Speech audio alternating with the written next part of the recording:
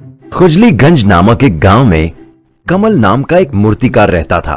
वो मिट्टी से बनी सुंदर सुंदर मूर्ति बनाकर बेचता था। दूर दूर से लोग उसके पास मूर्तियों को खरीदने आया करते थे। कमल का उसके ताऊजी के अलावा दुनिया में और कोई नहीं था और कमल का मूर्ति बनाने का काम बहुत ही अच्छा चल रहा था। एक दिन कमल के ताऊ ने उससे कहा, कमल बेटा, अब तुम अच्छा कमाने लगे हो, तुम्हें एक अच्छी सी लड़की देखकर शादी कर लेनी चाहिए। ताऊजी, आप जहां बोलेंगे मैं वहां शादी कर लूंगा। आप ही कोई अच्छी सी लड़की मेरे लिए ढूंढ कर दीजिए। और ये बोलकर कमल अपना काम करने लगा। कमल मूर्ति बनाकर बाजार में बेचने जाता था। एक दिन मूर्ति बाजार में ले जाते वक्त रास्ते में उसे एक बाबा मिले।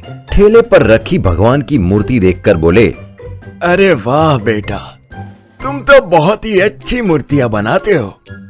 अगर मेरे पास पैसे होते तो मैं आज ही भगवान की मूर्ति खरीद लेता। कोई बात नहीं बाबा, मुझे इस मूर्ति के पैसे नहीं चाहिए, आप इसे ऐसे ही रख लीजिए।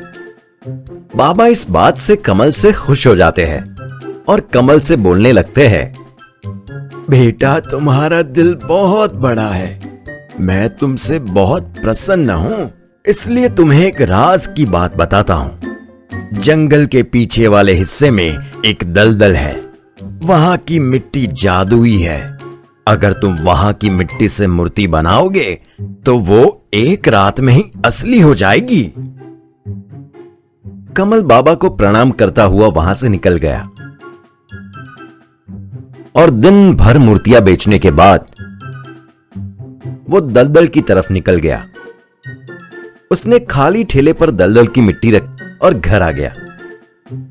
कमल को अभी भी बाबा की बातों पर पूरी तरह से विश्वास नहीं था। उसने दलदल की मिट्टी से गाय की मूर्ति बनाई और आंगन में रख कर सो गया। जब सुबह उसने जाकर देखा तो मिट्टी की गाय असली गाय में बदल चुकी थी। ये देखकर कमल और उसके ताऊ दोनों खुश हो गए।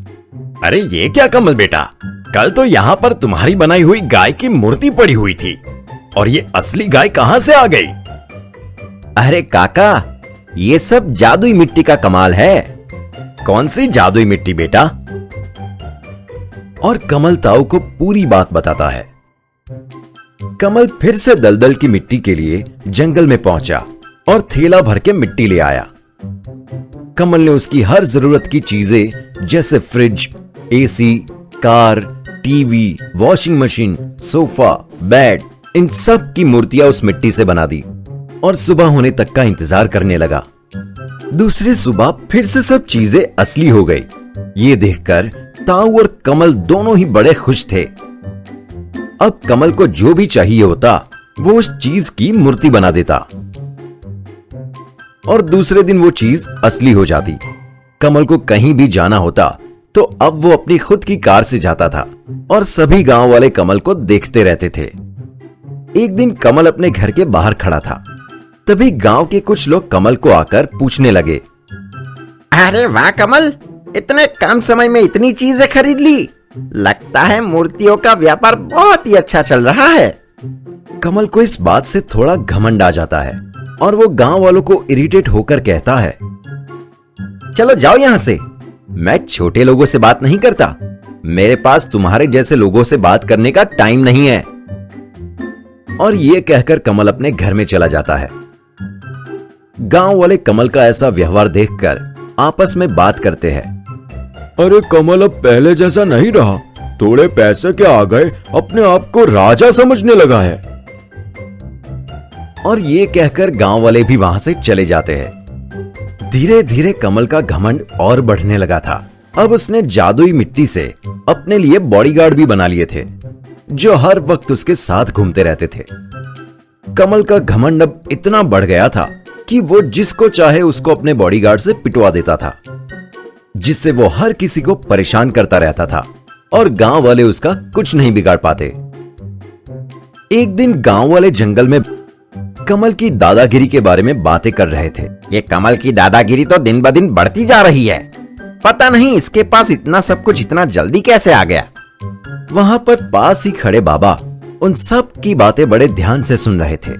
उन्हें मालूम पड़ गया था कि कमल जादुई मिट्टी का गलत फायदा उठा रहा है और बाबा जी गांव वालों के पास जाकर बोलने लगे, तुम सबकी परेशानी का इलाज मुझे पता है।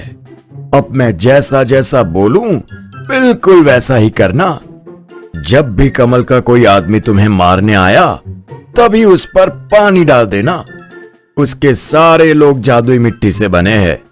पानी डालने पर वो गल जाएंगे। गांव वाले बाबा की बात सुनकर आश्चर्यचकित हो गए। उसके बाद से सभी ने कमल के बॉडीगार्ड पर पानी डालना चालू कर दिया और पानी डालते ही कमल के बॉडीगार्ड मिट्टी में बदल जाते हैं। एक दिन बहुत तेज बारिश आई जिससे कमल के सारे बनाए बॉडीगार्ड फिर से मिट्टी में बदल गए। सभी गांव वाले मिलकर कमल को मारने लगे। कमल को भी अपनी गलती का एहसास हो गया था। कमल ने सभी गांव वालों से माफी मांगी और अब वो जादुई मिट्टी से गांव वालों के लिए गाय, बैलगाड़ी, ट्रैक्टर और उसके जैसी अन्य चीजें बनाने लगा और सभी गांव वाले खुशी से रहने लगे।